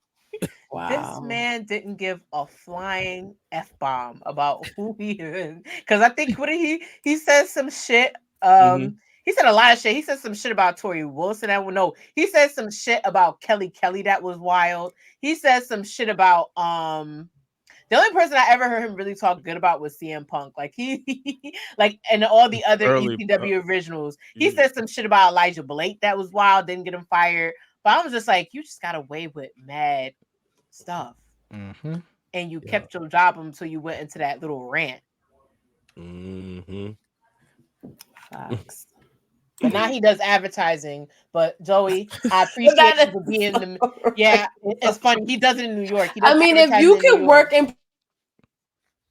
Oh, you muted. You muted, baby. Let's try it again. Nah. Don't mute it. Nah, I'm not laughing at that. I'm just laughing at the fact that he was total. He's audio what? One dog. She gotta go back in and come back out. I appreciate Joey Styles for being one of the most. Yet dated a cat. I mean, I gotta ask this question: were they called puppies before? Because I was a teenager. Okay, I'm like Jerry Lawler named them. Puppies were like the network can't get away with everything, so he went to puppies. That type of thing. That's what I think happened. How do we get on puppies? Because we were talking about the comment. I mean, since we're here, should we acknowledge them? Whoa! Goddamn finger down, sir. You are in the presence of family. What the hell is wrong with you? They right here though, like exactly. Also, isn't it Deborah? Isn't she the one that inspired? It was for Deborah. Yes. Okay. What's Because the everyone wildest thing? And she had the shirt. She had merch. What does everyone think is the she wildest did thing? have merch. Did have merch. When you had to order it on with the phone number. It's so funny when you see that stuff online, like on Peacock and stuff. It's like number not active. Do not See, try. Keith you can tell Keith and Seindole know each other or are like familiar because he was definitely on her Mount Rushmore. He was on Mount Rushmore, Keith. I was talking about the time that he got in trouble for I can't say what he called Kelly. Let me not do that. But he said a lot of controversial stuff, and I just think that for somebody to beat him, I said he was a Denzel Washington in Training Day of WWE. Like he was like he was like the menace that we needed. That's why I couldn't wait for this show, man. If you have to watch the first One Night Stand when they brought it back in WWE, it's I forgot who did a shoot interview and talked about that night. Vince was so pissed about half the things that were said on that commentary. He was dead on firing Heyman. He was dead following AJ Styles. He was dead on. He actually wanted to suspend. Well, he told JBL to say what he said about the ACW crowd, but he was so pissed with the commentary team. But then like Paul Heyman has to like bite his nails and like beg for it to stay. And then Bruce Blanchard like stuck up for him. That's the wildest story out of like. And then for them to do that in a round 2 and a bunch of other things that happened, like they tried so hard to not make John Cena sound bad because they already knew the energy. And AJ Styles who said this, the energy of the crowd was already going to hate John Cena. They already knew that going into it. Keith. Yeah, like they already said that was going to happen. So the commentary team at that time, and I give Joey Styles that credit, even though he said he didn't want to, their job was to try and make John Cena's match sound fair. But the crowd was yelling, "Fuck John Cena! John Cena suck! You suck! This, all that." He said it was hard for him. For the first time in his career, it was hard for him to do that. But then he was like, it was also funny at the same time. See, that's that shit. That I was like, he kept it in stack, but it got him fired. So, but I still appreciate it. I still appreciate Joey Styles commentary. It's classic. It made me forget it. Fam just tweeted on my Mount Rushmore, like, where's Joey Styles? I'm like, don't worry. Yo, I got it. She got it. She like, got it. I can go all day about Joey Styles. Like, he's so forgotten. Like, they try and sweep him under the rug so bad. But all of us that were like ECW, like the way you talk about New Jack and all these people, like all of us just remember his play-by-play. Like, honorably, he did the best he could do on an indie circuit to the point where it's just I don't agree with. I think people only know WWE him. They don't know the Joey Styles. That when he came out and they found out he was the announce team at One Night Stand, the whole Hammerstein ballroom popped because they knew if they were watching the play-by-play in that essence what they were gonna get. Yeah, it was gonna be authentic. It's gonna be authentic because he announced voice. Literally, it's him and Michael Cole are good and bad. But Joey Styles just being way up here with the bag because I have the stuff you say. But it's still good play by play. Yeah. Oh man. So I acknowledge my commentary tribal chief might just be Joey Styles. Okay. I acknowledge you. I love put that out there. I love that. These comments are on fire. I believe it's my turn. Right? Go ahead, Justin. Sorry, I took up let's too much hear time. No, you did, let's but it's not a bad thing because honestly, we covered a lot of it. So let's go play by play first because I think that's the hardest job to do, especially when you're calling everything down the middle. So obviously, my choices have to they correlate with when I was really watching wrestling and paying attention. So Gorilla Monsoon is the voice of my childhood. I've said on here many times how I came in 91. That's WrestleMania 7. That's when Ultimate Warrior loses the title and stuff like that. And then going back and watching old Gorilla Monsoon stuff made me really appreciate what he brought to the table and the importance of a play-by-play in those moments. Obviously, JR, the voice of the Attitude Era, coincides with junior high and high school for me in an important time of obviously This was the last time where we were really going to school and talking about wrestling like that. And like, yo, did you see what happened with Stone Cold and The Rock and Triple H? And you see what the fucking Hardy Boys did or the Dudley Boys? And just having JR just call all of that is just like, I think Attitude Era, he synopsis with that. And then Michael Cole, obviously, when I got back into wrestling, it's WrestleMania 30. And I will always give Cole his flowers for the way he called that main event, the Miracle on Bourbon Street, and everything regarding Daniel Bryan twice in one night. Because even that first match with him and Triple H, like Cole is just stellar on commentary. But Cole really drives home, like Daniel really like, come on, Daniel, come on, Daniel. It's like, oh shit. So, but you go on to like Kofi Mania and like Cole, we really don't give him his flowers on just how good he is as a play-by-play announcer. And it's gonna really suck when he's just like, you know what, I'm gonna hang it up and spend time with the fan, because it's like, damn, it's to a point where it's really hard to replace. And then Morrow, for the you guys have given Morrow all his flowers. I can't stress enough. Go watch his documentary on Showtime, which might be on Paramount Plus, because it's really good, but it also really understands the importance of mental It's on health. Paramount Plus and Prime. There you go. Paramount Plus and Prime is really good, but it's also like you see like the stressing of the mental health and probably why he's not calling in wrestling at the moment. But what I love about Morrow is his realism, because of the fact that he actually calls boxing matches. And that's how I know Morrow before WWE, because he was calling Showtime boxing. So for the Floyd Mayweather fights, or watching Deontay Wilder get knocking everyone the fuck out, or watching Gervonta Davis beat people up, that would be Morrow on a lot of those calls to bring that realism and like, holy shit, Deontay just put someone to sleep. You just reminded me. Oh, I'm gonna say it after you finish. I'm sorry, Justin. Nah, go ahead real quick. No, you just reminded me that he was on the commentary for Gervonta Davis's first match, and it sounded so good. Like the excitement for that match, because I think, what was that the time? Was that the when Gervonta was going after his first belt that he was on there? I believe so, but I'm not 100% sure. Okay. Continue. I'm sorry. But yeah, so with Morrow, he brings that realism because he's actually calling boxing matches to wrestling. Now, I know a lot of people, there are people that love the pop culture references and people that don't like the pop culture references. I love them because it just shows like he's tapped into the culture. And you got to remember, when it comes to wrestling, you have so many different fan bases and different backgrounds. You have kids, you have children that are going to school, you have junior high and high schools, you have young adults, you have people in their 20s going out partying, living life, you have us who are in the prime of our lives just stunting on everyone, you have the elders who are older but they know the history of wrestling and go back to the old school in the territories and stuff like that. So it's not going to hit for everyone, but for me it did, because it just showed like he would tap in and he was willing to take those chances. Like even when he was in WWE, like you go back and watch like John Cena, AJ Styles, and like their trilogy matches, but specifically the second and third match, the SummerSlam match and the Royal Rumble match, that's Morrow on commentary, because he was doing SmackDown and stuff like that. So he's someone that I really, really wish he could come back to wrestling, although I understand why he probably doesn't.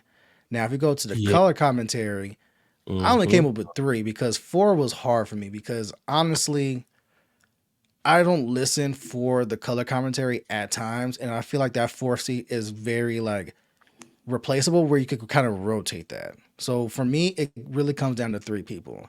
I'm gonna go Jesse first, because Jesse is the old school of the bunch, and Brian laid out all the reasons why Jesse's the guy. But at the same time, me, again, grew up with Gorilla, which meant Bobby Heenan.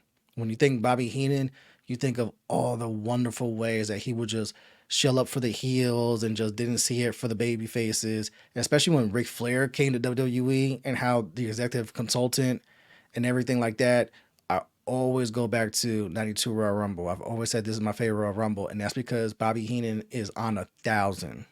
Like he could do no wrong on that commentary. Not only putting over Ric Flair and him stressing about where Flair is, but like every person that comes in, even the jobbers he's putting in over, is like, yo, you know, watch out for this person, watch out for that person. It's every man for himself. The title's on the line. Flair, you just take a breather, you know. don't go near Warlow, don't go near Haku. And it's just like he sells that entire match from start to finish. And it's funny to hear Gorilla just egg him on the entire time. But like Bobby was doing that his entire tenure in WWE. Now, I'm not as familiar with his run in WCW like probably like Brian or other people. But for me, Bobby is going to always have a special place in my heart. And we don't talk about enough about the women on color commentary or just commentary in general. But I think Beth Phoenix, what she brought to the table, someone that's not only that skilled in the ring, but can literally beat bitches up, men or women. It's kind of like she gives a voice that you kind of like commands a presence where it's like, oh, I actually want to hear what you got to say on this. And I thought that she would add stuff to matches that normally I wouldn't look for, but now all of a sudden I'm paying attention to because of what Brett would bring to the table. And I think that she should get her flowers more. And also, sidebar, I wish she would come back. So that's what I got for color commentary. You know, I could think of honorable mentions, but again, for me, it's kind of like rotating. Yeah.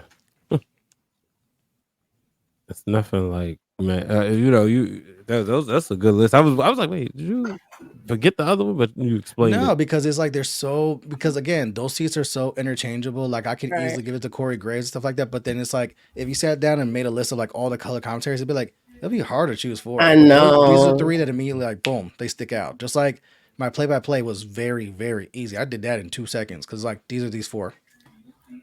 Yeah. I love it, especially because it's such a big part.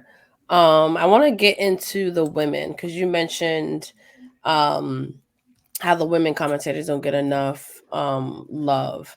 So I am personally appreciated when Renee Paquette was announced as a Raw commentator because I was just a huge fan in general, and she knows what she's talking about. She knows what she's doing. She understands the WWE product. She understands what needs to be said. I always felt like I think she would have done better if she was in a more relaxed position because I can only imagine what was probably going on in her headphones. And I think if she was more in a comfortable position like she is when she's doing backstage interviews, doing her podcast, hosting and stuff, I think I would have enjoyed her commentary a bit better. But it was amazing to see a woman make history in a time where women were just making history in WWE. So I did appreciate that. So my feelings was always kind of like on Raw commentary particularly. But I would love to hear your guys' thought because I don't think that's something that we've all ever kind of talked about was Renee on commentary. I loved her. I thought it was a nice, a different touch than what we have been hearing for the previous 25 years. So, and I mentioned before that I was always a fan of hers from, you know, her podcasting days before getting into WWE. So I knew she was coming with the wealth of knowledge. I knew that she knew, like, to me, her credibility was through the roof. So when she came to that, like, started doing commentary, I said, "Oh yeah, this is good." And I remember, like, when they first made the announcement, legit being excited to watch a 3-hour Raw because she was going to be doing commentary. Okay. I feel bad because I ain't really watch her like that. But when I watch some of the old stuff, I know, wave your finger at me all you want. Remember, I was disinterested after a certain person left. So I'm going to give her credit for bringing me back into it when certain people left because it was needed. Let's put it that way. She's needed. Even with even after Evolution had happened and I saw that she was like slowly starting to become a main focus on the team, I was like, okay, they finally given women a chance because for years the fable was that women can't do color commentary, and her and Beth Phoenix knocked that shit out of the park and proved that is false. You are incorrect. So I give them both flowers for that. I give her and Beth both, and especially Beth being on NXT. I always appreciated her and Vic annoying the crap out of Wade Barrett, but also Beth Phoenix really brought a lot of the newer talent, like really brand new talent out. I know they felt like it was going to be a strategic blow when she left, and it was hard to replace her after that. But again, without her and without Renee being on Raw, it would have never been it would have never been something to bring me back into it, especially when they used to announce women's matches. Mm. I thought that they could have kept them longer. I do too. I think they could have kept her a little bit longer. Especially And Beth. Like Beth right yeah, now with the current NXT women. Oh my God. Chef she would kiss. she would go ham. Like, I hope somebody's watching this, because I would love to see her come back as something like that. And also just you can tell that Beth cared about the careers of these young wrestlers. Mhm. And that came through all the time. Like, I'm seeing a lot of Renee over Beth. Dylan is saying that Beth sounded more manufactured, and I can understand where you're coming from with that. Like 1,000%. Like, two things can be true at the same time. But I think something about Beth knowing what it feels like to fight in developmental to prove yourself, and then hearing her like tell the stories in the ring, it was something about that just like connected with me. And the fact that she also, like, the way she talked about the women was like very infectious as well. Right. So I do appreciate that. But I now want to get into who you guys, I know this is not on like the rundown or anything, but who is some of your favorite, like, people that really kill it when they do like the guest commentary? Like, most times it's like the champion watching a first number one contenders match, and they'll get on commentary. Chick Magna Brooks. So AJ Lee, go on. When AJ Lee used to get on there, she used to be like a menace. Like, she was trying to be, you could tell she didn't like anybody on that team. Like, when you watch the one when she was on the Battle Royal with it was a Battle Royal they had, and that's when Nikki Bella had won. It was like a Halloween themed one, and she sat there in like a boo shirt, and you could tell she didn't like Michael Cole. You could tell she wasn't really caring for JBL, but the way she was just answering was so fucking smart ass. I'm like, you just like you saying what we want to say to them so bad, and it's so hilarious. Yep. I think she was funny. I think with Titus O'Neil and Darren Young. When Darren Young got on that one time, and what's the name had said wash rags, they checked him, and it turned into a joke, and they got like, I think that was infectious, because they was like, wait, how old are you? You talking about wash rag? As I never heard nobody say like stuff like that, like somebody who could break the mold and make commentary fun. Another person that used to be interesting. Are we talking about people that used to come in and just sit side by side? Or are we talking about like guest commentary? I'm more thinking like just wrestlers that kind of will just sit on commentary. Mr. Perfect. Mr. Perfect. If you ever watched old school, like if you go on YouTube, there's actually a couple of old school. We used to sit on there and like antagonize. Definitely The Rock. Oh, 1,000%. Oh my God. I'm trying to think who else. For me, Piper. Jericho. For me, it's Piper. When Piper had the knee injury and was out, but then he was color commentary with Gorilla and Heenan and just fucking with Heenan. I was like, yes. It's like, can we keep him on there? But it's like, damn, that means you got to go back and wrestle. And obviously, he won the IC title, got to do WrestleMania with Brett. I think that was a great decision, but I could have kept him on commentary for a little bit longer. Same with what's his name? I'm looking right. Owen Hart. Owen Hart was great when he was yeah, especially like that 95 era when he was kicking Shawn Michaels in the back of the head. I always give CM Punk his. That was funny. I give CM Punk his flowers too on that too, because CM Punk used to dress up in a blazer that couldn't fit and still wear his ring gear. And he was like, I'm injured, so I'm coming out here to do your job. And then one time, like his feud with John Cena amplified, because he was like, you put him on the table, you made me spill my Pepsi. And he used to say shit that was off the box. And I always give him, I think that's what made me like CM Punk the most, is that when NXT had their women's NXT is having their women's version of NXT, the competition. It was when AJ Lee and Caitlyn and Naomi and all those girls were on there, and Michael Cole was just an asshole. Like I was like, I know you were heel, Michael, but goddamn, like, why are you putting these women down? And I've never forgive Michael Cole. That's why I had to fight, put him on my Mount Rushmore, because AJ Lee and Maxine and AJ Lee and Naomi put on two of the best matches on that show, and he barely talked a lick. I was like, what are you doing? Like, I understand you trying to be heel, but that made me mad. And then when AJ Lee had her tag team match with I think Brie. No, it was somebody else. She had a tag team match, and then she had a match against Kelly and somebody else. Punk went over there and he was like, Michael, he's like, no, I'm gonna do it from you because Michael, you don't know what the hell you're doing. You don't care anyway. She's great. She's this. She's that. Ate them alive, and he did that because I think he's very girl friendly. We all know this now. Like, girl friendly is hilarious. He's visited Cora Jane how many goddamn times? Like, he's very women friendly. He's for the ladies. We know that, but in the streets. Sorry. Yo, somebody put up a telestrator. He still be wearing his ring, so I don't care. Yeah.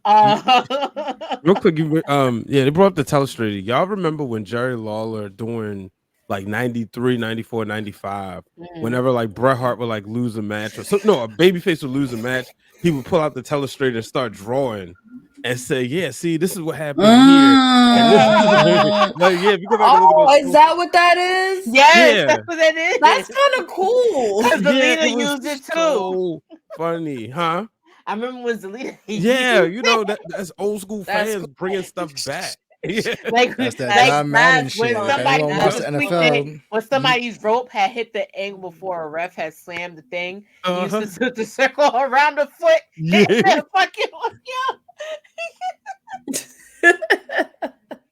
Oh man! Shout out to Letty. Shout out to Letty in the building. Right before the club closed. I want to talk really quick about. Oh yeah. Go ahead, talk about it. So also Bailey. I was gonna. That was never go ahead. That's all I gotta say. But commentator feuds. So I feel like WWE is probably the only one that would make it so like cartoon. Like, y'all remember when Michael Cole was a heel? Like, it was like weird, and they would make him and JR do like weird shit. They had a match. I want to even say at WrestleMania. What was his thing? It was JR versus it was Michael Cole versus the King. Jerry the King. Oh, he's like, because the King never had a WrestleMania match. Yo, and that's what it is. Cole won. Yeah, that's what it was. Like Michael Cole so this is the build up because this was like the greatness of it. Michael Cole was talking so much shit towards Jerry the King at one point. I think maybe 3 weeks up to WrestleMania, he was like, "You weren't even as good of a wrestler." Blah blah blah blah. If I had a WrestleMania match with you right now, I could beat you, and I'll go undefeated at WrestleMania. So Jerry the King was like, "I bet. Put your money where your mouth is." And for weeks, like, he was in a box. At one point, he created his own commentary. He gave himself a panic room. He gave himself a panic room, and what's name had pulled the tie and started slamming. Yo, the best thing ever. And that's why Michael Cole is at top, probably everybody Rushmore, because for you to be able to do both, listen, bro. And then he was like, he had like a one-slet. Fucking orange one-slet, and they he's so bad. You know, have you ever seen the episode of South Park where the boys think they're gonna be WWE wrestlers, so they sign up for wrestling, and then they get like the actual wrestling? Like, he had the traditional high school wrestling uniform on. That's I'm the reason telling why y'all, 27 was so bad. It was bad, but it was hilarious, and it was an opening match on top of that. That shit was too funny. Did we like Taz? He's all right. Yeah. Wow. I think he's decent. It wasn't bad. I think because I don't care for him now. But back in SmackDown, like the SmackDown 6, the Ruthless Aggression era, I like that Taz. Dylan's like, not like love. Okay. Damn. Why do you love Taz? I think it's the swag. I like him on, like I said, I like him on AEW now more than I like him in WWE, because he gets to be more involved. Because of course, you know, AEW, he had his own stable, he had Hobbs, he had control of the FTW championship. I liked it a little bit more there because he had more involvement, and he went back to commentary and did his job like it wasn't shit. So I like it like that. I don't know about WWE Taz though, but I like him. Yeah, he's cool. He's good. Like, I don't be like, oh god, he's on commentary. Like, I feel like he fits. Like, he's doing something that he's good. Like, he's good at. He does good now with Tony Schiavone and Excalibur and stuff Good like to that. When he used to do know. dark, Good to know, Excalibur. Dylan. Good to know. Because you know, from New Excalibur's York. good. I forgot yeah, to say the that. Excalibur, yeah. Is that the So guy that be in the middle with the mask? Yeah. he's really Oh, good. yeah, he seems good. He He's seems good. Yeah. He's He really seems good. He's really Mhm. good. He's So I better feel like than New Age Shivani, to be honest with you. he blends in well with them. But Schiavone is doing a lot. They got the man doing a lot. He does interviews. Doing With a them lot. big He's doing suits. a Doing the lot. most. He's doing a lot, Brian. Yeah, he Come is. You're right. on. You're right. He's just like he's not the I'm about to say, Tony Seindole, is this Shivani old. appreciation right now? I No, know, because right? I feel him and JR are sitting in the same boat there. Like they want to give as much, but at the same time, like they done carried the wrestling errors Business. on their back. They carried the business on their back with no strap and no security or whether all the fruit was gonna fall out of the basket. So I feel like right now, What? Just give me those interviews. I don't need yeah, them like doing play by play. I if like those they sit do, down. yeah, that's how exactly, brother. You get it. Like if they would just do interviews and do like what they do with like the full synopsis of the wrestler, I'd be fine. I don't need them on commentary. Yo, what is wrong with Dylan was mentioning Chelsea Green. She's great. She's one of those people. She's Chelsea literally great at Green. everything. Like, Someone had to do it. does no wrong in my book. How do we feel about oh yeah, Mike Tenay? How do we feel about him? I thought we Man. talked about earlier. Mike Tenay was a goat, man. Mhm. You felt like you went to school. Oh yeah, Like the way he would break it down, especially go back and watch World War III, 1995, the inaugural World War III match when you know because they got a lot of Japanese wrestlers there, especially the women's match. Believe it or not, WCW had a tag team women's match. Bo Nakano was there, and the way he's breaking everything down. Every time Mike Tenay was on commentary, I always felt like I got like a wrestling he felt like a less angry, less toxic Jim Cornette as far as a historian. That's how good he was. Same with Don West too. Don West is the same way. Rest in peace. Because he did that. He carried a lot of TNA, gave a lot of great TNA commentary. I'm trying to think who else. There's a lot of people. You know Oh what's my about god. to come up. Yo, every time we start talking about women, they start giving them their matches after the 9:00 hour. I gotta be honest with the fan club. So, I have seen the light. What? I have come around On Deonna Purrazzo. Hey, Maybe she just needed the right stage. We gotta get a clap on that. You know what one. it We is? gotta get a She's clap on that one. Hey, I was like, she got me. I'm interested. That's huge because that's huge. You was not sold for a minute. I mean, you respected her work, of course, but you know, you wasn't checking for it, so that's dope. I love it. I was trying to get, you know, I want every wrestler, if as long as they're good people or whatever, I want you know, we old with our picks. I want every wrestler to do well. You know, I don't want to hate on them, but I just wasn't. That's fair. Y'all are probably more tapped in than I am. Again, there's been times where I've been in and out with wrestling. So when you go TNA, that goes over Justin's head for the majority of it. I'm like, I can't. The only commentary I can tell you from TNA is when Booker T was on there and the fucking the melee. Booker T going in the ring, boom. Booker T get caught out the screen. Like that's all I can tell you from TNA. Got you. Booker T's picking up Mike Awesome. You better do a crescent kick. Why do I always spend the end of this stream because of your ass? Oh, I like them. Wait, I gotta turn that on. I'm sorry. You put fuck all that serious shit. I'm starting to like the Gun Club in this gimmick because it brings out the personality. So they all together now? They're all together right now. Yeah. So and now it's apologies.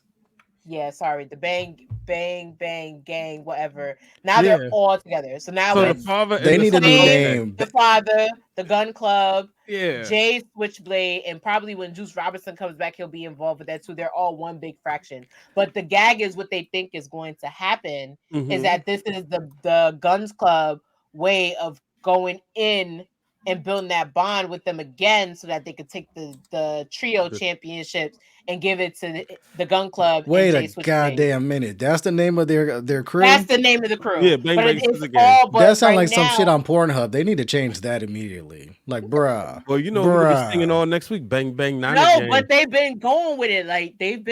But I think what's supposed to happen is eventually, depending on how long it all goes at a pay-per-view, they're going to challenge for the trios championship. I feel like if I type that in, Bang Bang Scissor Game, like my phone's immediately going to get like 5 viruses. Stop. Don't Google that. Don't Google that. So I enjoy going into like commentary appreciation night because you don't really hear that. You don't really get that.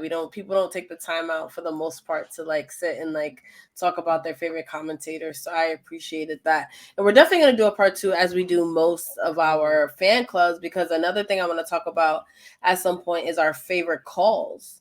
We didn't even get into that, or matches that you feel like you wouldn't matches or moments you feel like you won't remember without the calls. Like it's all about the call, like the boss time and all that. So we'll definitely get more into that. Is he scissoring a cutout carp? Oh my god! Yes.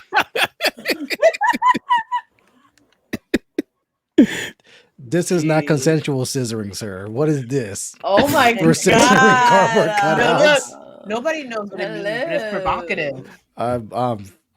Nobody knows what it means, but it's provocative. That's and AEW fans want to trash WWE fans. Listen, Linda. Where this sports? Yeah, exactly. I don't know what type of entertainment dish it is. I feel like I need to have like a fucking disclaimer on the screen to watch this. God damn. What is AEW? Justin sitting here like my eyes. Like they're bringing out props to scissor. Like what is this? And ironically, somebody in the front row got a rated R shirt on. Of course. The jokes write themselves, but it does. Go ahead, AEW. Have some fun. Do your thing, Dynamite. Do your thing. That's why I love the fan club, because y'all keep me updated on the things I should know about it. You did 2 words. Oh my god. Say it again. So he said we got 2 words for you. Oh wow, really? Well, it's really 3 words: multi-man scissoring, which is Stop. one giant pause. Stop. Stop it right now. There I don't want to shouldn't be have that many people scissoring in the ring. Oh my god. Pause again. I'm gonna have to kick you out, and we about to end it. Let me at least see you out. Let me know. I'm about to say, let me throw myself out after watching this shit. I'll throw myself out. Oh, Jay, so I don't even think you could have had nice things. You could have been in the main I event. bet you he looking at everything popping off like, damn, yo, I could have had a moment. It would have been him and Seth. No, maybe. I really think this is them. This is them pulling the wool over their eyes until they're ready to rep for the championship. Because all this grunting and humping, this reminds me, it's too much. The first night they did it, they were like grumping and humping and scissoring people. I'm like, dude, what are y'all trying to get away with? They're trying to like, all right, listen, we got Warner Brothers on our side. Stop a P. Stop. I mean, you could be at WrestleMania, but nah, you trusted your advisor. Your advisor said scissoring is in your future. Poor thing. I think from now on, everybody gonna be making better choices when it comes to where you about to end up. Listen, you can't get away with that in WWE. I would go to AEW to get away with that if I really wanted to. Think about it, because it's the 9:00 hour. Whose kids is up right now watching AEW? Not a goddamn child. Ooh. So guess what they're gonna do? Some chitty bang bang scissoring going on over there. Okay. I mean, yeah. Once you start, he hit the button. What's that thing from Men in Black? Yep. Neuralizer. That's I need that on myself. Nah, Acclaimed is lit right now. I'm not even gonna lie to you. They wasn't at the Battle Rap event. Yeah. Battle Rumble. He was killing it. He is actually a really good rapper. You know who was killing it? I saw Seahawk. Yo, shout out to Cam. I'm about to say. Definitely. And it's funny because, of course, throughout the night, everybody's like, yo, you going to get up there? He's like, hell no. Like, what the fuck? What you talking about? Next thing you know, I literally turn. I'm like, wait, what? He's like, nah, give me the mic. Give me the mic. Yeah, he was so smooth with it. Like, Yeah, we got this. I got something to say. Yo, oh my god, I'm sure those videos are all over social media if you haven't seen them Oh, yet. they blew up that night. I They was blew like, up that night. Kev, if you do this at Wale Mania, sir. Oh, I'm be front row. Him and I Samoa wouldn't Joe, be because you know surprised. Samoa Joe got to do his I'm leaving the annual, VIP. You know he got to. You know he and got then to. Omos. Almost got to redeem himself. How do you forget the words of PSA, sir? But that's still You a still monumental mad moment. about that? I mean, I would buy him as well. Like, I mean, it's like I'm not upset because I'm like, I don't know if he took a shot before you went up there. If so, then I'm gonna give you like mad replete. Plus, I want no smoke with the Homo sapiens because that's a big ass dude. Pause. That is a big ass. It's a lot of. You don't realize it. That's a lot of meat. I'm not trying to deal with. How tall is he again? Like I don't 7'3", even know. 7'1", maybe. He is ridiculously tall. That's all I know. Nice. I know. I'm gonna be like, bro, I was just playing. Very I was nice just playing. Don't swing down on me. Why is this an Omar's height when you type Oh my in Google? God. 7'3". Yep. Wow. Mhm. I'm here for Obafemi. Hey, Love him. I'm here for Love him. him. I don't crush to dust. I over. love him so much. This was a really, really good night as usual. I love Wednesdays because I get to hang out with some of my favorite people. We get to talk wrestling in a fun way. We get to look back and really get into a lot of different things. I get to learn a lot of your preferences. Like you guys gave me so much insight on commentary and different commentators and like the errors that everyone I can't help but copy Justin right now. Well, I'm sorry. Timeless Tony Storm came on. I started doing the on intros because I just like, bro.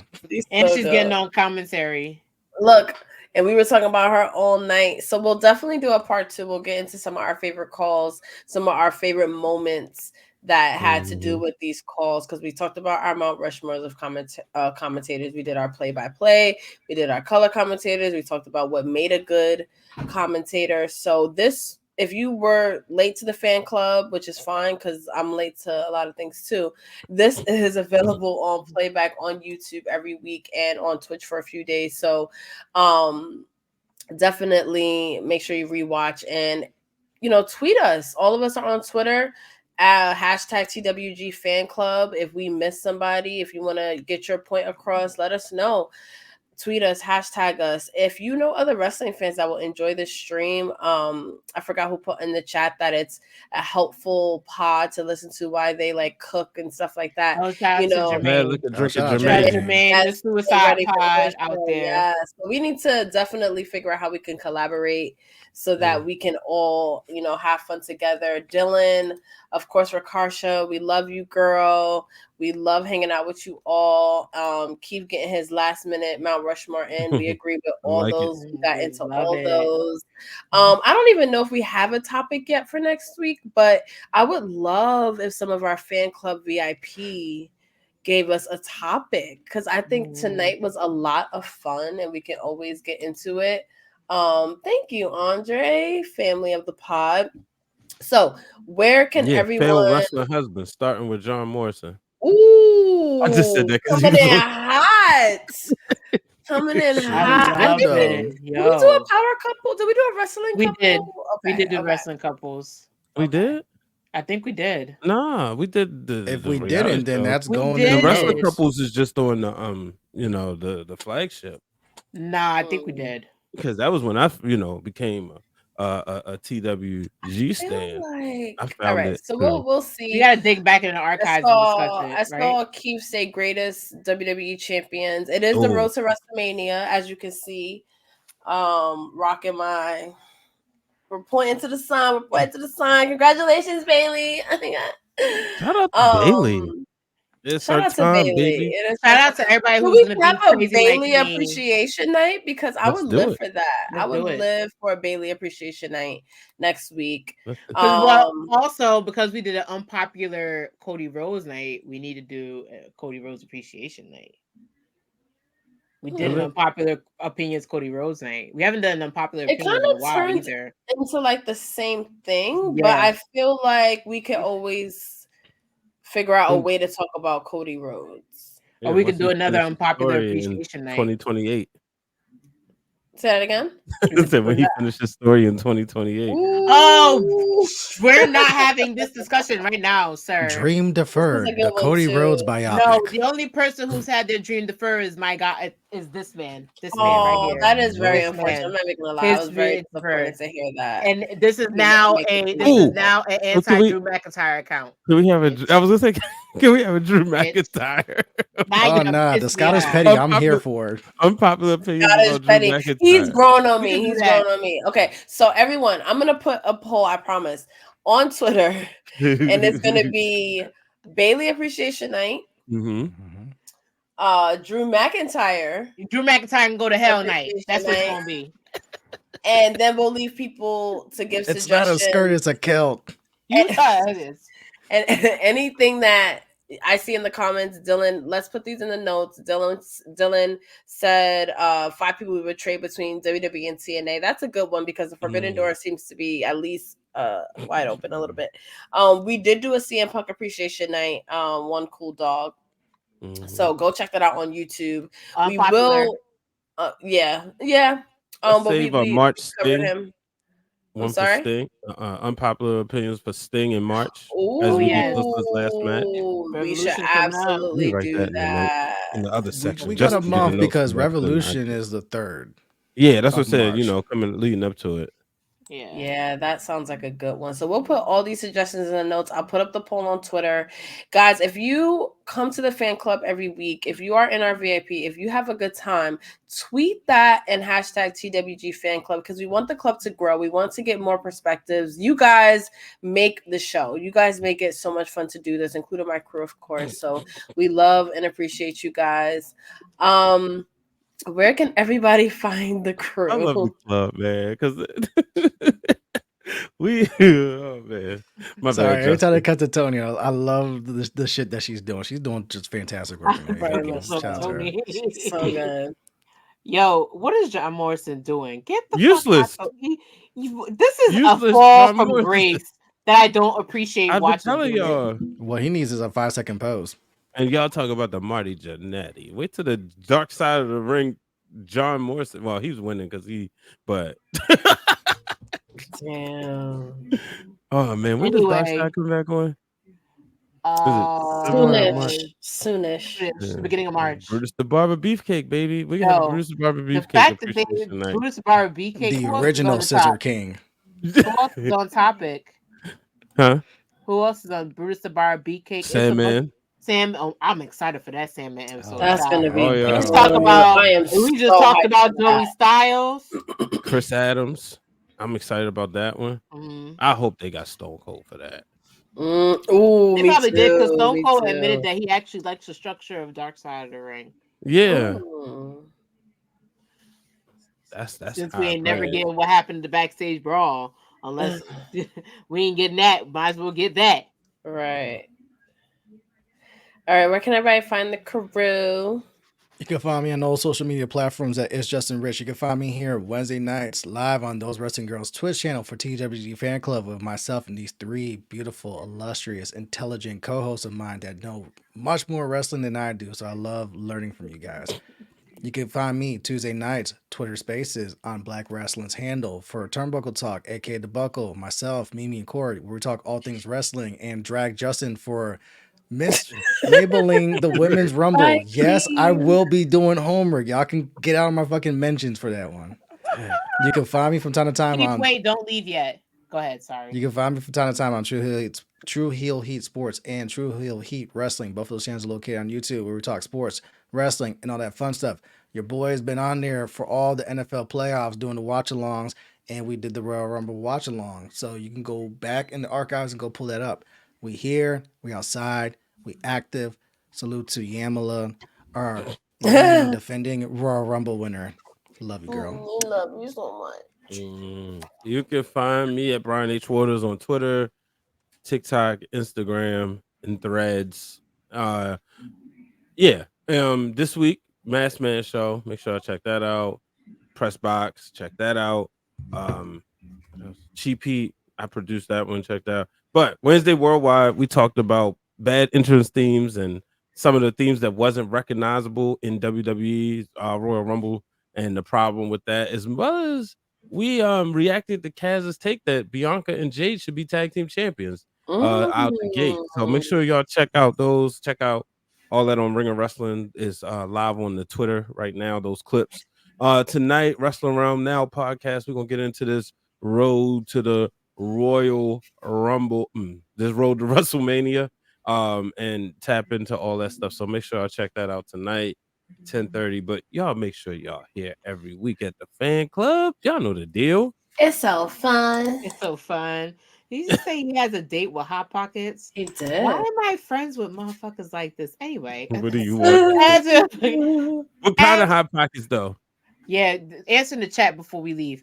Anyway, per usual, it's your honorary wrestling girl, Seindole. You can catch me on all my social media platforms on Instagram and on TikTok at Reload Relive. You can catch me putting the mess tone on, but I'm trying to calm down because I'm trying to be a civil, obedient servant on X at Relive via film. Yes, I'm trying to clean up my act. I'm trying to be nice because people want to try me, especially people like Drew McIntyre who had me going off last night. If I was being classy with you, I just don't like him. Now I just don't like him. We don't like you. Brian, he said pizza. Oh, nice. The goat. Yeah. That's up there. I cannot do Hot Pockets since college. Like that was my survival meal, one of them, and I cannot even You smell can't do Hot it. Pocket. I will like, oh my god, no. You can catch me every Wednesday on here with the 3 best friends that anybody can have. Every Wednesday on the CWG fan club, we talk about a whole bunch of mess tone and topics and Mount Rushmores, and again how much I can't stand Drew McIntyre for doing what he did because it's gonna be licked back till Punk get back. Okay, you can catch me if you've been added to my close friends. Congratulations, we are changing the format of Instagram by going behind the scenes, but a lot of stuff that I'm doing, ignore that. With a lot of things that I'm doing, I'm putting in my close friends. So please, if you are here in the fan club and I did not ask you to my close friends, hit me up in my DMs. Hit me up if you're not sure. Also, your girl did not do an episode of Watch What Happens NXT because after this show, she will be dropping the flyer for her first ever NXT pre-show this Sunday, and you'll never believe who are my special guests. Well, actually, you can believe it because it's these 3 beautiful, illustrious people here with me. We will all be doing a NXT pre-show on Sunday. Yes, Justin, you too. You're beautiful and illustrious. Stop playing. Don't make me talk about them old school pictures again. Anyway. We will be talking about everything NXT. So I decided to save the talk this Tuesday for this Sunday. And of course, you all know it is NXT Vengeance Day. While we'll be talking about Vengeance Day on my platform, I'm too excited. It is on their road to WrestleMania. And so that means on Watch NXT, we're going to be talking about all of it. Going into Stand Delivers, we're even going to do a little bit of throwback Stand Deliver, going back dating to the first Stand Deliver. And on this Vengeance Day pre-show, we'll be doing the same thing. We'll be going all the way back as far as NXT Takeover Vengeance Day and the growth of Vengeance Day. Plus, we'll be talking about all the amazing matches that are happening this Sunday. And that is happening you just have to look out for the flyer. And last but not least, Justice for Punk. I'm gonna put out a prayer circle with some candles to make sure that he gets to WrestleMania next year, and also hope that he gets to attack Drew McIntyre and create that type of mess on whatever match he has. I would make Drew. I don't like you. You piss me off. But this is for you, Punk. Justin does not consent to Bang Bang Scissor Gang merch. No, he doesn't. No. No, he doesn't. Yo. Well, thank you guys. Brian, did you go? Yeah, he did. Cool. You was quick. He do this because he Hollywood, so he know how to. What the heck? Google me. It's fire. Rapid fire. He said Gun Club membership 1. This is how I love the club. I love you guys. We will see you next week. I'll put that poll up so we know what we're getting into for the fan club. Also, really quick, I did witness Brian H. Waters get recognized. What the hell? No. We're not ending this episode without you talking about it. we were, I mean, it happens so often. There's really nothing to say. No. We were in this bar. I'm just joking, but we were in this bar, and people were like, "Worldwide, what's worldwide again?" Wait, hold on. Worldwide. Yes. Shout out to Yay. Ringer Wrestling. Shout out to all the nostalgia freaks out Yeah, I there. might want to tune in next Worldwide. week. I I can't think wait. we just locked something down. That's all I'm gonna say. Y'all go to tune That in. is what we call a teaser. A It's teaser. easier. Very intrigued. Yeah, that's pretty much. I do not have one of those. Yeah, Yet. so yeah, it's cool. It's cool. It's cool. But thank You're you like for one more episode away from a Wikipedia, so let's not play these games here. What? Wow. Wikipedia. Ooh, All you need is 500 words on Wikipedia, so stop it. Oh, okay. Well, there you go. Well, I will post that poll so we can see what we're getting into next week, because I really enjoy getting into our favorite commentators. And we will wish everyone a good night and see everyone next week. Bye. Bye, Hot Pockets. Heck, close.